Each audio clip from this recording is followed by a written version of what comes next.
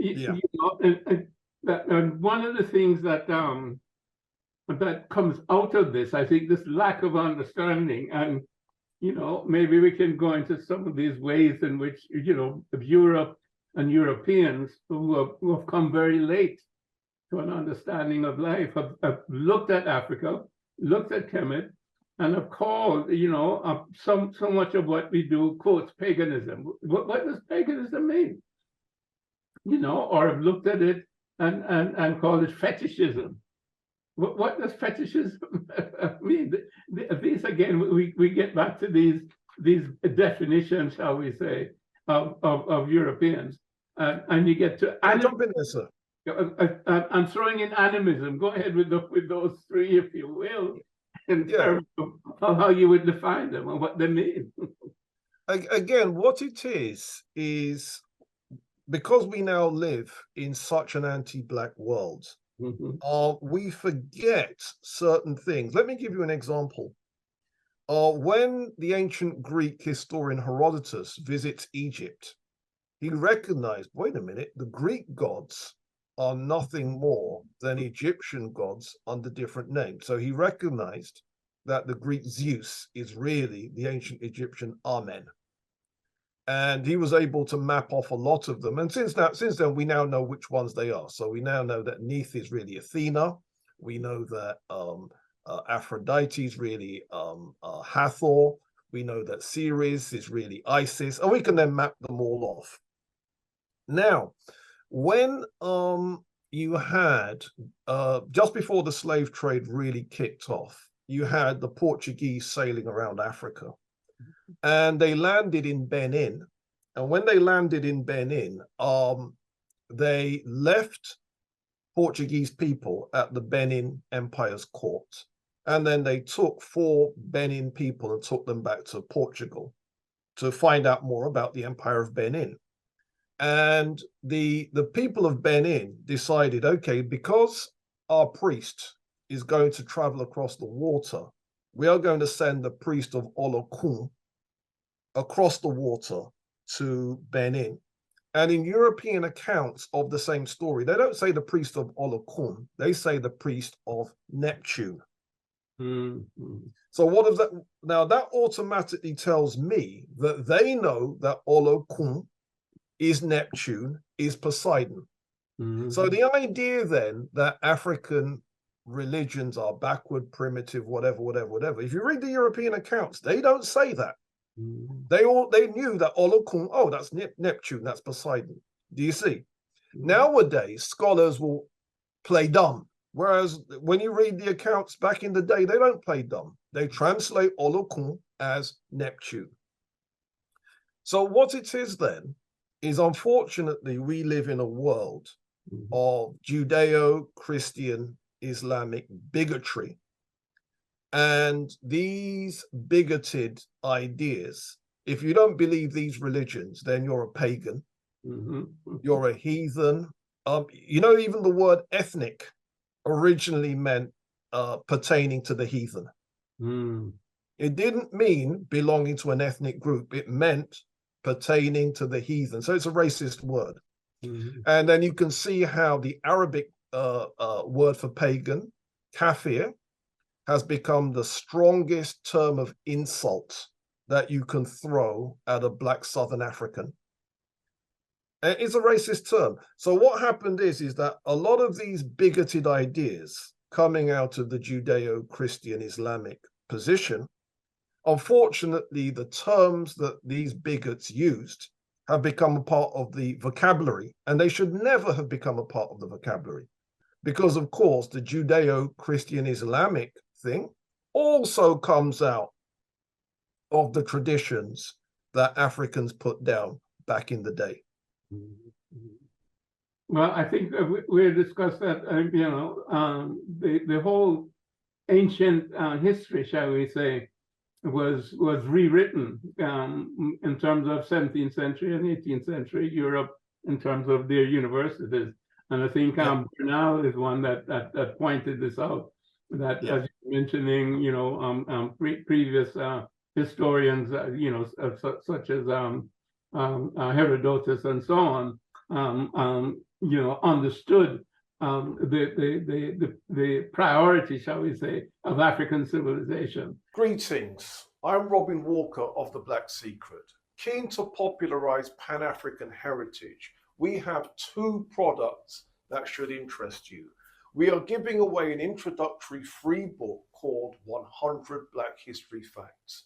Secondly, our online course, The Black Secret, has 55 hours of filmed content. You will systematically learn every major theme in our history, going all the way back. And marveled at the extent of African civilization. And that is recorded, over time. And we know how many of the Greeks, including Aristotle, Pythagoras, Plato, and Socrates, went and studied in Kemet, because they were the ignoramuses and the universities, and the civilization was in Kemet. But as you say, so much of it has come down in terms of this negative, aspect, so that contemporary, both Europeans as well as Africans and the rest of the world, as a matter of fact, look at Africans and African religion, as this, anomaly, and this shall we say, a primitive way of looking at life, ancestor worship, as if to say that this now is some, horrible thing. How can you worship your ancestors? And then we go to the whole concept again of polytheism, and then the belief that somehow the Judeo-Christian Islamic world created monotheism, which are misnomers in the first place. When you look at all African religions, there's always one God, shall we say, who is, and they're lesser gods who are functional entities, just like there were, way back in the day of Kemet, where Ra was the primary deity, shall we say, with this trinity of qualities, Amun meaning consciousness, Ra meaning is power, and of course Ptah meaning is creative ability and totipotentiality. And then you come down to, again, like the Yoruba, where there's Olodumare, who is the god, and then there are all these lesser gods that carry out the functions of Olodumare. And you can find the same thing, I think, in the Akan, it's Nyame, and as you go through the different traditional African religions, you find there's always this overarching one supreme deity that creates life, if you will. And both the trees and the plants, the animals and the rocks and people are manifestations of this deity.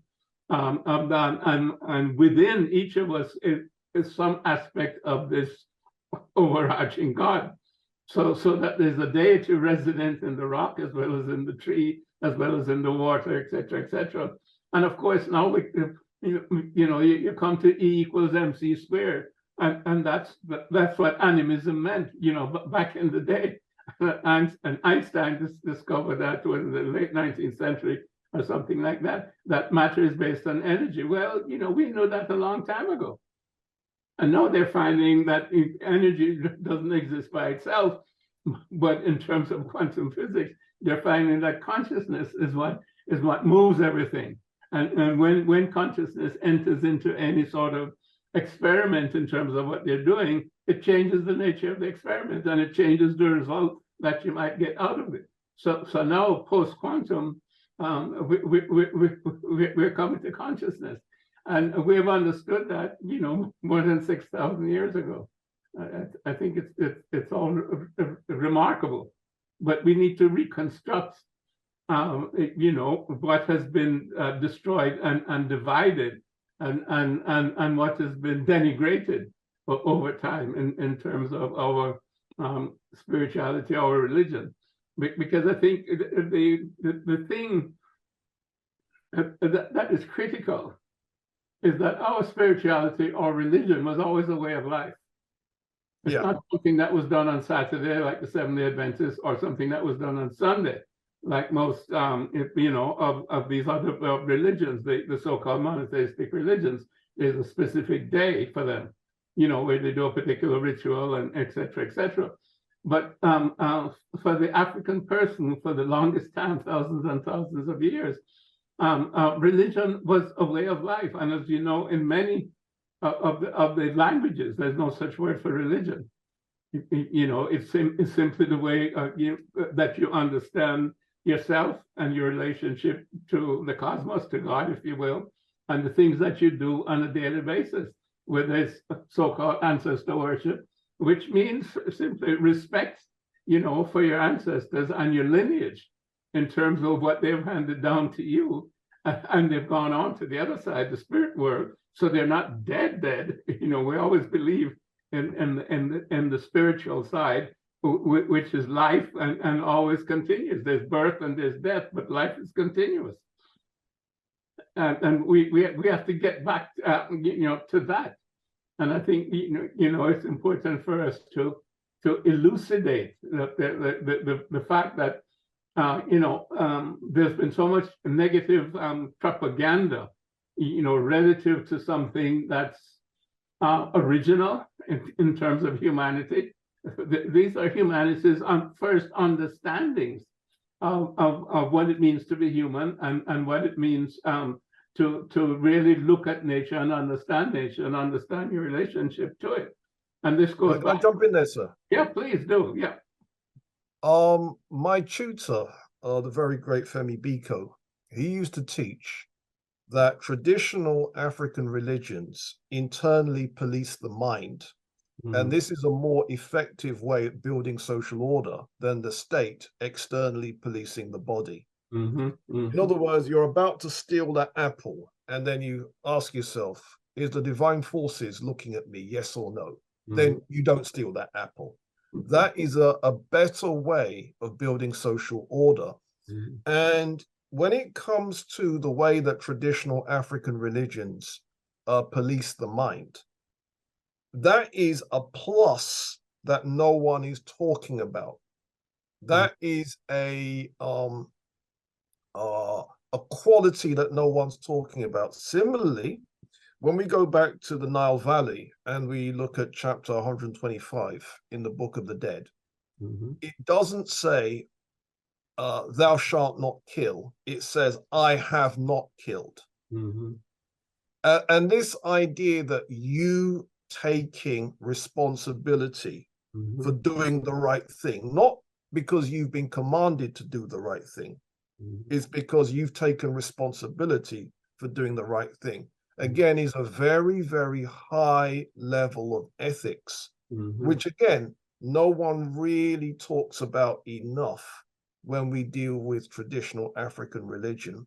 And thirdly, the intellectual heritage of traditional African religions, a heritage that a lot of us didn't know until books like The Pale Fox came out, and then people found out that the Dogon have a concept that's just like Big Bang. The Dogon have a concept that's just like string theory. The Dogon have a concept that's just like parallel and multiple universes. And then you then find out that these are intellectual assets that need to be bigged up with the same seriousness that we big up any other intellectual tradition. And so we've got the practical use of African religion to build social order. You've got the fact being that it encourages you to take responsibility for doing the right thing. And the third thing is African traditional ideas show a very, very high IQ type of culture that no one is really giving it the credit for. You're 100% right in terms of that, or 1,000% right. If you look at the European systems, there's no ideal in terms of what the human should be in terms of his functioning in society. If anything, the ideal is somebody who gets on the cover of Time magazine or Forbes and owns was valued at several $billion, nowadays probably in the trillions of dollars. That's the man of the year, type of person that we see. Or I guess nowadays it could be the woman of the year. But how they got to that level of wealth, is usually sort of hidden. And this degree of acquisition is what is considered, to be most valuable within a society that is fundamentally, of course, materialistic. And that's the point, is that African religion or African way of life has always been a way of life that balanced spirituality and materialism, plus the fact understanding that matter didn't start with matter, but it started on the spiritual side, because matter can't create itself. So it has to be created by something. We go back to Einstein, he said it was energy, but we go back before the Big Bang.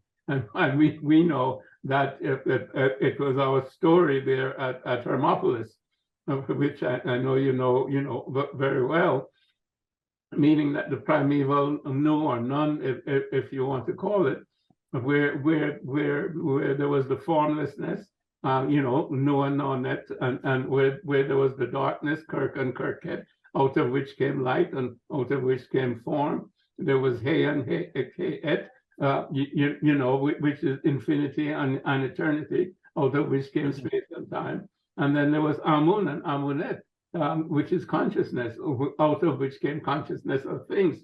So we know what happened before the Big Bang. This is our definition of the whole, the creation story, the beginning of our cosmology, which shows that spirit, it came before matter. Matter didn't come till Atum Ra created the island, with light and so on. And then the rest of creation, the island itself simply representing matter, and then Ptah, the intelligence or the intellect of Amun and Ra, then did the rest of creation in terms of Shu and Tefnut and Nut and Geb, etc., etc. So all of these things are there. I mean, and this goes back, as you know, probably before 6,000 years, because these were stories that came down. I think we can go back, as I recall. I think it's in Schwaller de Lubis, writes about the king lists that were present. I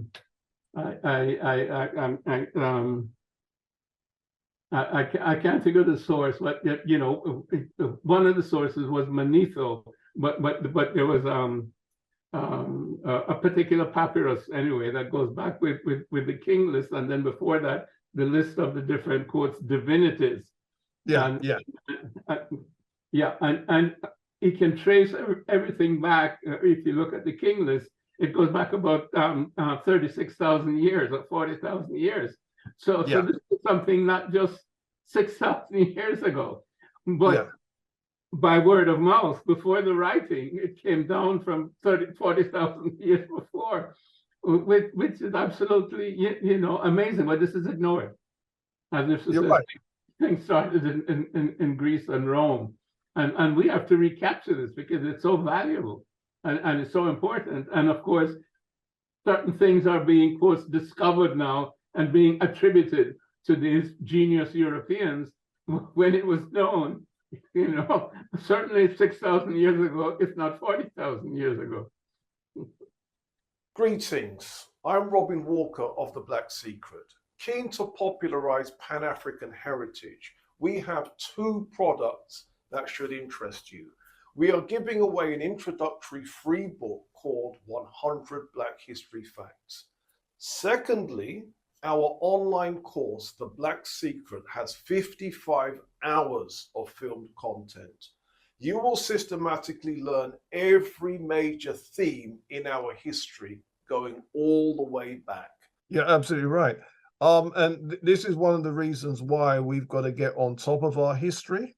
And then based on the history, all the things that come out of it, our religion, spirituality, philosophy, and all the things that come out of that too, art, music, literature, architecture, and so on. Because this is how we reclaim our culture. And this is how we build pride in our ancestry and heritage. And that way we don't feel inferior to anybody, especially once we can get this knowledge out to as many of the people as we need to get it out to. Well, you know, again, you know, you're doing, you know, a fabulous job, and you know, we need to keep doing, you know, more of these things to popularize this understanding, you know, and we go back and we stand on the shoulders of people like, you know, Dr. Ben, Charles Finch, and so many others who have looked at these areas and given us so much information, going back to John Jackson and all of these scholars over the years who, you know, have been poo-pooed and so on, and the results of their scholarship, you know, have been denied. You know, just as Bernal's was denied when he talked about the old model of history and the rewrite. And for example, again, there's a lot of information. You mentioned the Dogon in terms of West African post-tradition of religion, that the Yorubas trace themselves as migrating across the continent and ending up in, I think it's Ile-Ife, and Yeah. In a sense, starting their kingdom there. But their knowledge base is very similar to the Egyptian knowledge base, and you know, many of their deities and so on mirror the same understanding of nature, whether it's coincidental, meaning, you know, another group of people think of the same thing, or it's one tradition with the movement of people across Africa. Can I jump in there, sir? Yeah, please do. Yes. There is a Nigerian philosopher in this country called Chukwunyiri Kamalu. I don't know if that name means anything. Does it mean yes, anything? I have one of his books, I'm sure, yes. And what he has come with is extremely powerful, because he did a book called Person, Divinity, and Nature. Right. And in that book, what he shows is that what makes up a human being, the different elements of what makes up a human being.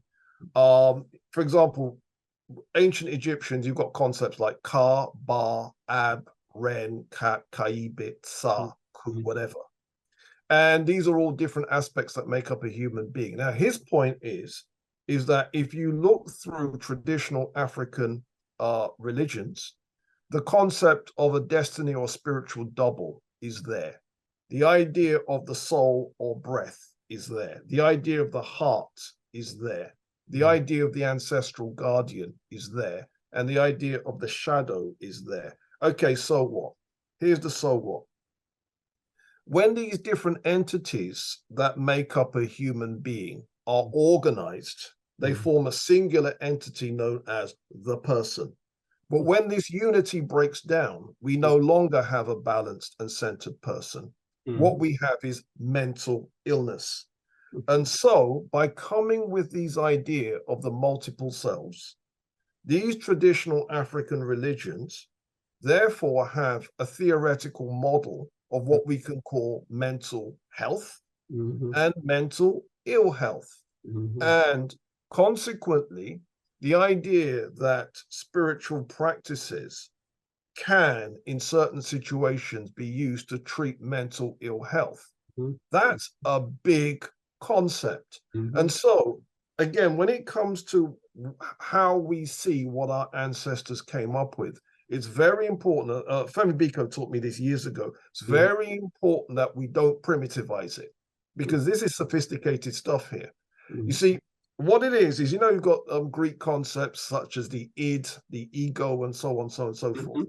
I'm not knocking those concepts. That's what the Greeks came up with. Cool. But the main point is we had our own, And ultimately, our own concepts predate theirs. And these concepts, as I said, give us a conceptual definition of mental health and therefore mental ill health, and therefore a scientific